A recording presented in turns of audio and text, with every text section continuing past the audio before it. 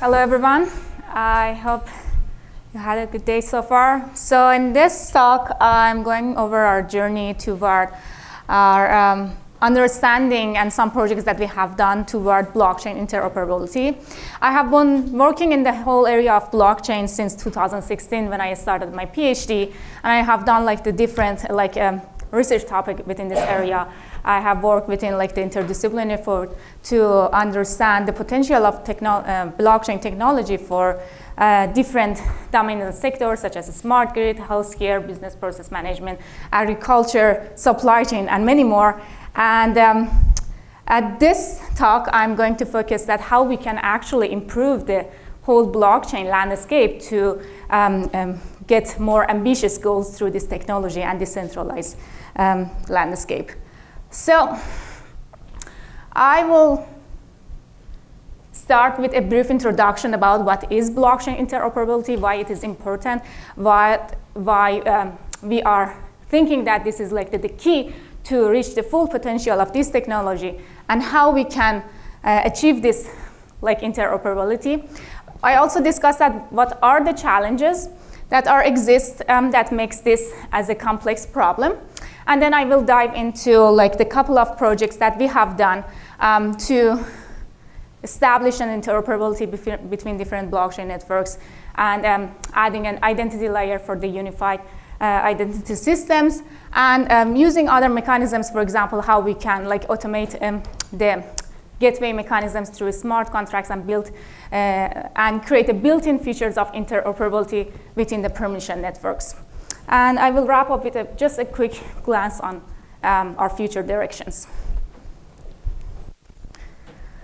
All right, so the reason that we are now concerned about this blockchain interoperability is that in the initial design of the blockchain platforms, they never thought about interoperability. So every platform design has been considered that how they can have their own effective mechanisms to tackle their internal transaction efficiently, and then interoperability never been a part of this design. So now we are in the world of the vast amount of blockchain platforms that are not able to interact with each other. We kind of have an isolated platforms, and we are at this stage that thinking about we need interoperability to reach the full potential. So interoperability basically means that how we can connect and bridge these isolated platforms and be able to share data and assets between these platforms. But we are also thinking about how we can also share the logics and the smart contracts between these platforms as well. So how we can, for example, a smart contract can trigger another smart contract in another blockchain, how the smart contract can use the data in another blockchain, or even how a smart contract can be migrated or replicated in another blockchain platform.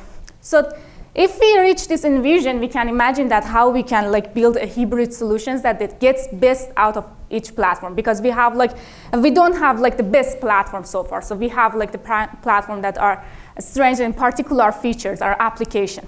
But once we reach this interoperability stage, we can build the applications that can go beyond that what we have today as a decentralized landscape. So we can also improve the capital landscape as well. So we can facilitate the liquidity. So there is no competitions actually between these days talks a lot about what Ethereum versus Bitcoin versus other cryptocurrencies. But once we have this the smooth ecosystem of transferring currencies and assets, we don't need to think about the competition. So we can kind of synchronize our effort toward a more mutual goal. So through this unified ecosystem and expanded utilities, that we actually can reach the full potential of the blockchain and can have a new generation of the internet that we are imagining now as an internet of the blockchain. So we have a new generation of applications called decentralized application that can smoothly work with each other, and they are able to utilize various blockchain platforms and proceed with the transaction across different blockchain platforms. But why this blockchain interoperability is a difficult problem is that the blockchain platforms are fundamentally different in terms of like ledger accessibility. This is a very difficult problem when we think about how we can connect like the permissioned blockchain network to the public blockchain network, which are transparent and then share, they are like everyone can use and read data from the public blockchain, but this is not the case with the permission blockchain. So there is a membership layer on top of the permission blockchain that restricts access to those platforms and networks. On the other hand, every blockchain platform has a different trust model, so they are using different consensus mechanisms and they are verifying transactions in a different way. The data formats are also varies in the different platforms. The size of the transactions are different and the block formats are also different.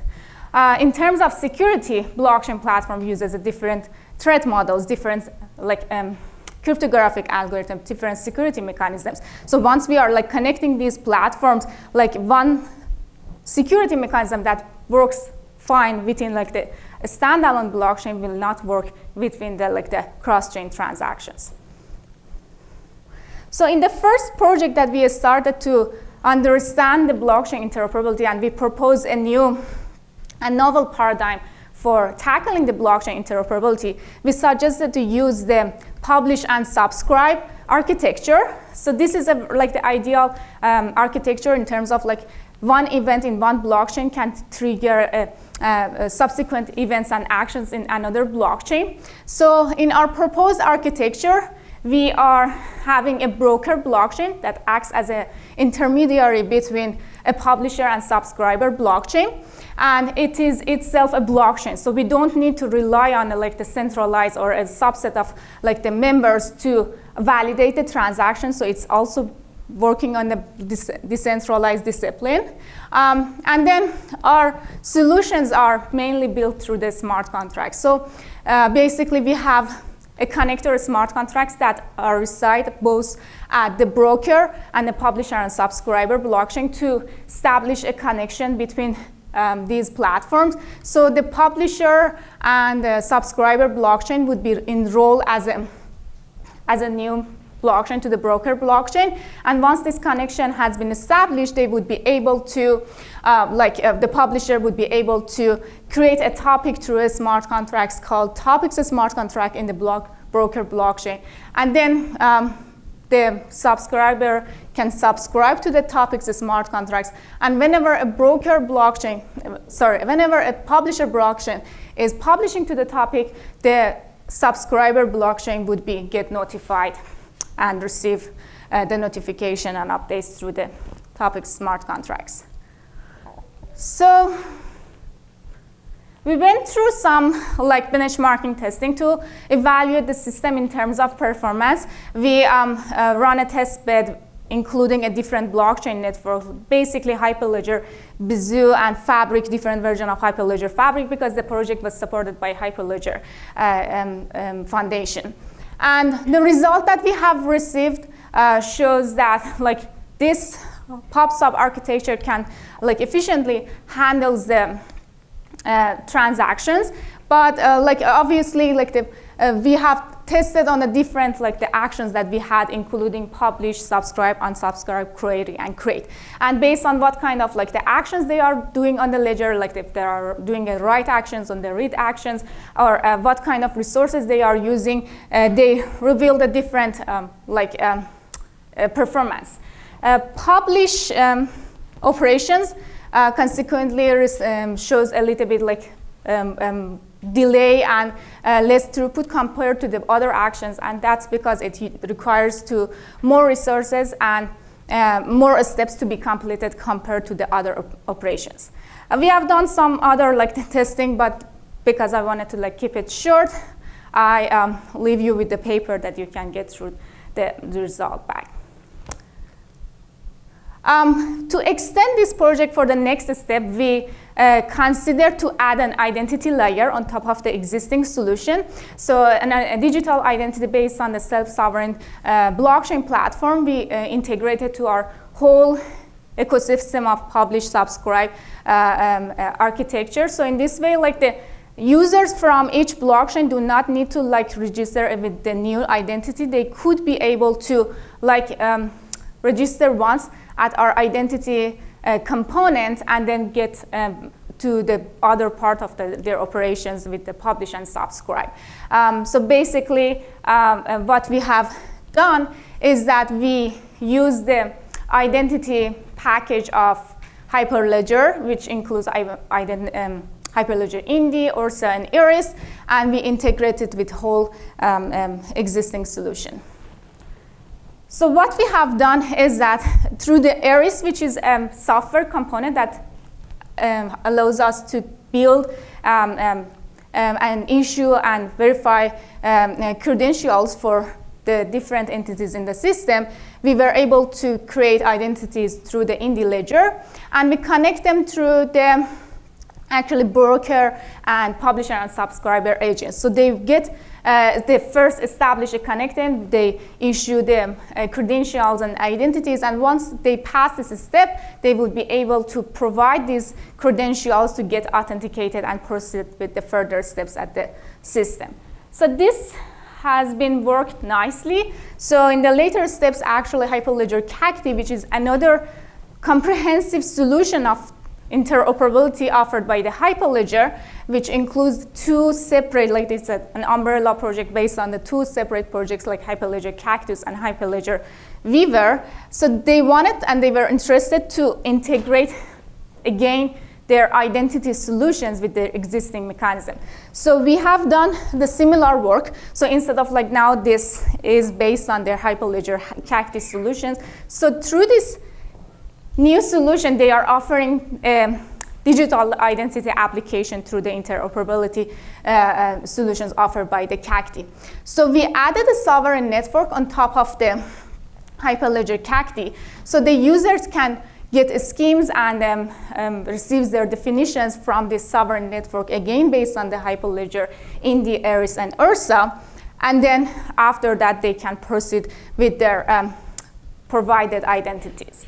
So in this way, like for any application that is going to be supported by the CACD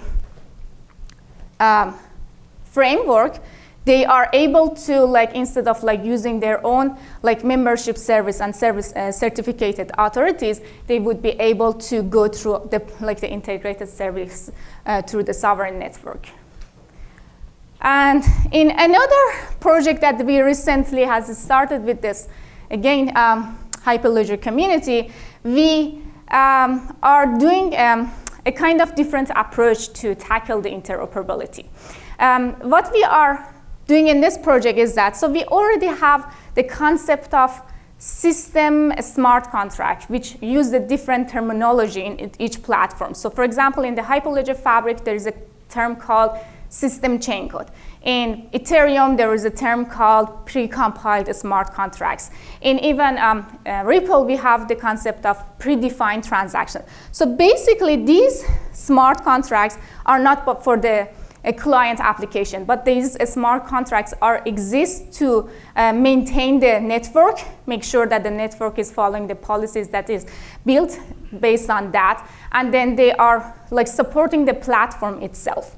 So I was thinking about maybe we can bring this interoperability at the level of system smart contracts. So the interoperability could be an offered service through a blockchain platform itself. So kind of like it would be an internal service that a blockchain platform can offer.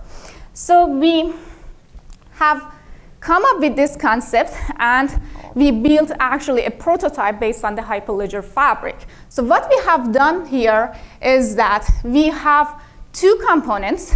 The main part of our interoperability are system chain codes, including two types of smart contracts, management contracts and data exposure contracts. This is a new concept, interoperability, so we bring some kind of granular level of access control in our interoperability solutions. So in the data exposure contracts, we actually decide that based on the platform policies, what data needs to be shared, what data needs to be exposed, what methods can be exposed, what functionality can be exposed. And then in the management smart contract, we are like making and establishing a connection between different platforms. So these chain codes will be connected through different platforms through relays that are our off-chain components. So in our off-chain components, we have two parts again.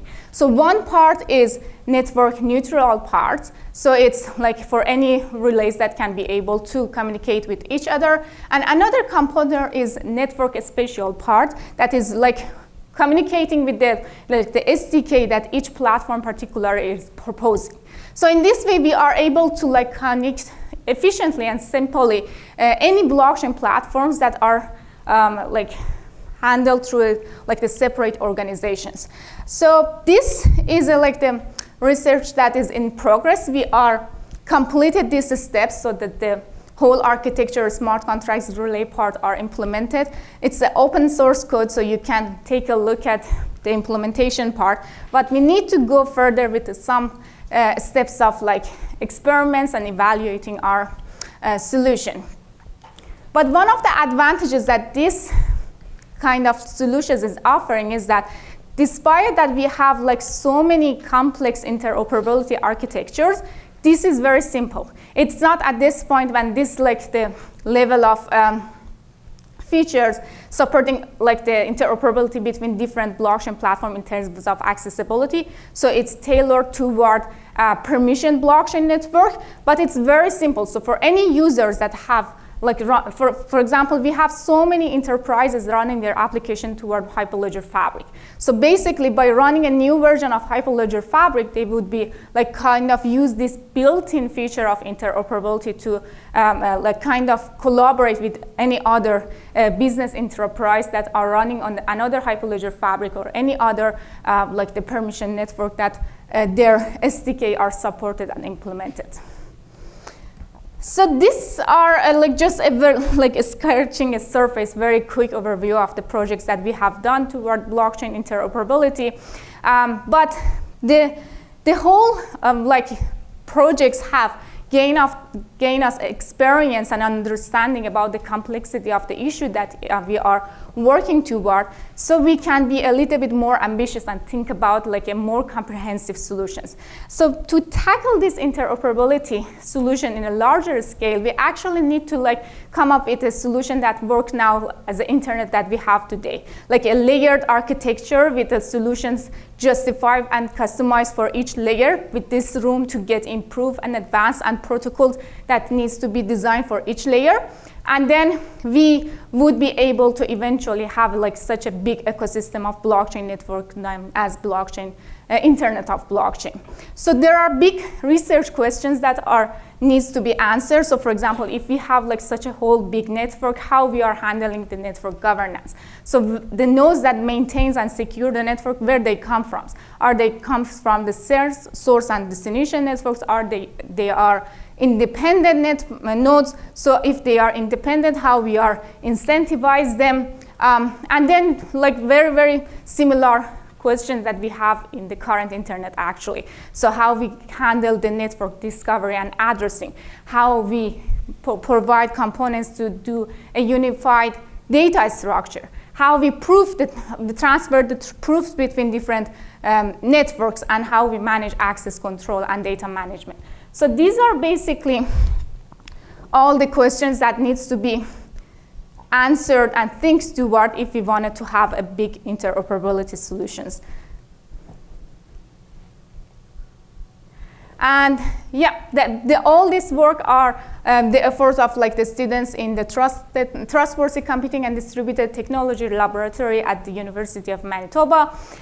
So none of these projects would be possible without their effort. And yeah, I wanted to thank UBRI for giving me this opportunity to represent some of our research work, and I would be happy to answer your questions.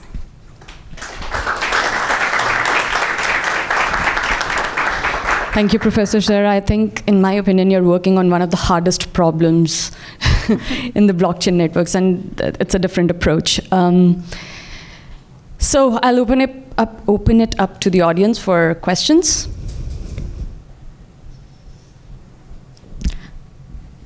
Always. Yeah, so you're tackling largely one aspect of what is obviously an incredibly difficult problem, and there's so many other issues of standardization and primitive translations and EVM compatibilities and what is transactions on different kinds of systems. This is an end-to-end sort of complex problem.